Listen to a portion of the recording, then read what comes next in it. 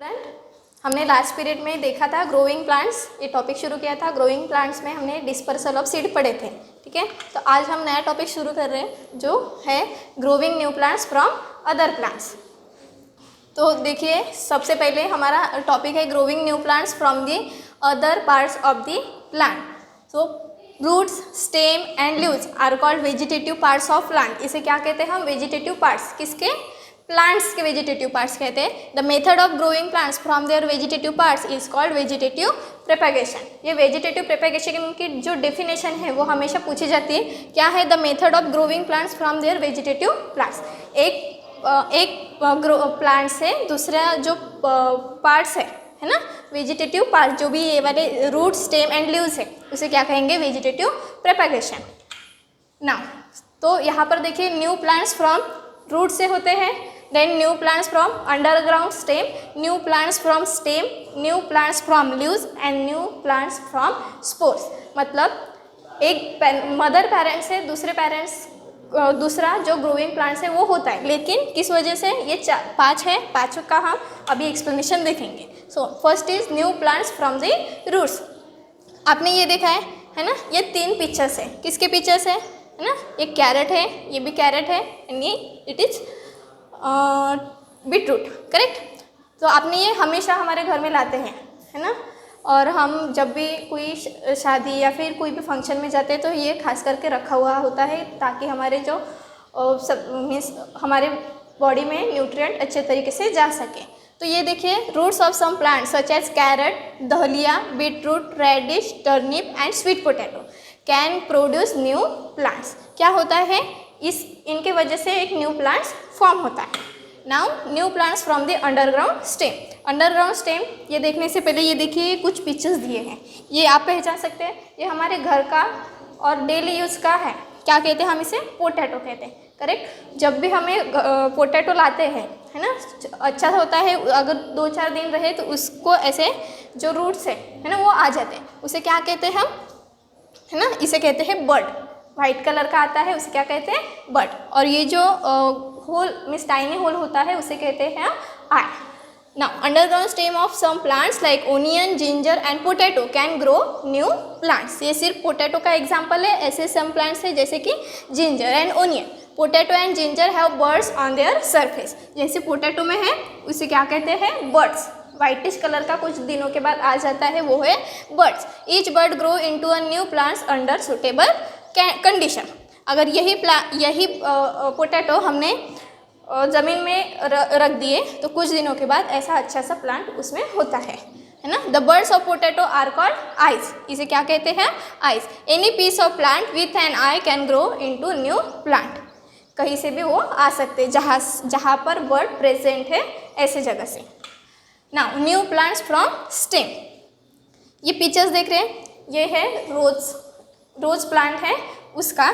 देखिए, सबसे पहले होती है cutting. In some plants like rose, hibiscus, cotton and money plant and sugarcane, new plants grow from small pieces of stem of the parent plant. For example, जैसे ये रोज है, अगर रोज का प्लांट है, उसको हमने एक कटिंग की है और वही कटिंग हमने दूसरी जगह लगा दिए तो प्लांट ग्रो होता है।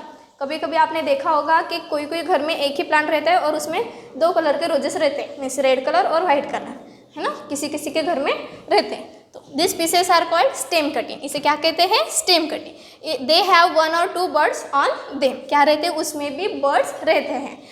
If you plant a stem cutting in the soil, after a few days it grow into new plant. जैसे कि ये अभी प्रोसेस एक्सप्लेन की है, उसी तरीके से हम एक प्लांट से दूसरी प्लांट ग्रोइंग प्लांट्स हो सकता है।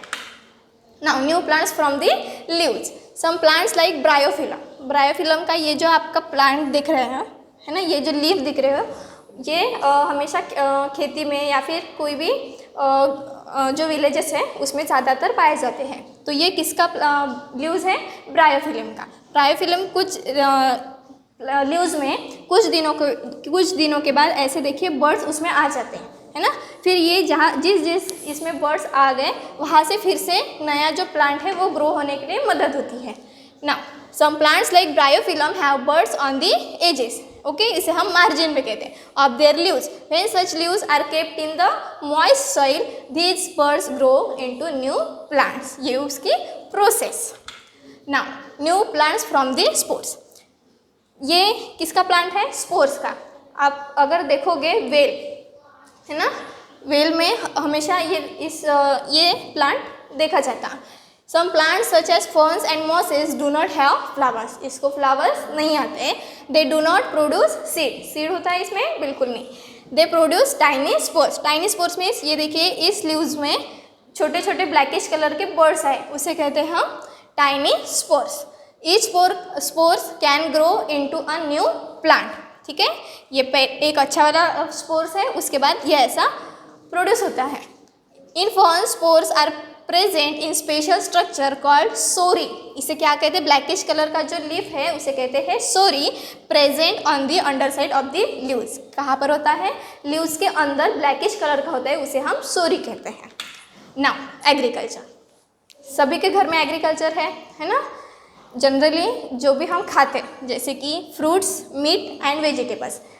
Meet it comes from animals and animal eat vegetables and fruits. Okay, तो ये सारे चीज़ें कहाँ से मिलते हैं? हमें एग्रीकल्चर से मिलते हैं. The mass production of plants for food and other purpose is called agriculture. Now various stages of agriculture are as follow. अभी वैसे तो सीजन चालू है तो आपको तो पता ही होगा कि खेती कैसे किए जाते हैं. Now stages of agriculture. So how many stages? 6 stages. First one is fluffing, second one is manuring, third is sowing seeds, fourth one irrigation, fifth spraying pesticide, and sixth cutting and gathering of crops. Now it is fluffing. हे बघितलं आहे तुम्ही, याला आपण नांगरणी म्हणतो. Correct. It helps to loosen the soil. जब भी अप्रैल या फिर मई महीने में ये किया जाता है ना. Now the next one is manuring. फ्लफिंग के बाद जो खेती है, खेती में क्या डाले जाते हैं? जिसे हम खत बोलते हैं ना, खत डाले जाते हैं. ये क्या करता है? It helps to add nutrient in the soil. जैसे हमारे बॉडी के लिए खाना पीना बहुत ज़रूरी है, वैसे ही सॉइल को भी उतना देना ज़रूरी है ताकि हमारा जो क्रॉप है वो अच्छे से ग्रो हो सके. Now sowing seed. उसके बाद क्या होता है? थर्ड स्टेज हमारे सोविंग सीड. हमें क्या डालना होता है? कुछ सीड जो भी हमें लगाना है खेती में. उसके बाद इरिगेशन में छोटे छोटे छोटे छोटे प्लांट्स आ गए. उसके बाद हम क्या देते हैं? वाटर, है ना. Irrigation it supplies sufficient water to plants for growth. Now spraying pesticide.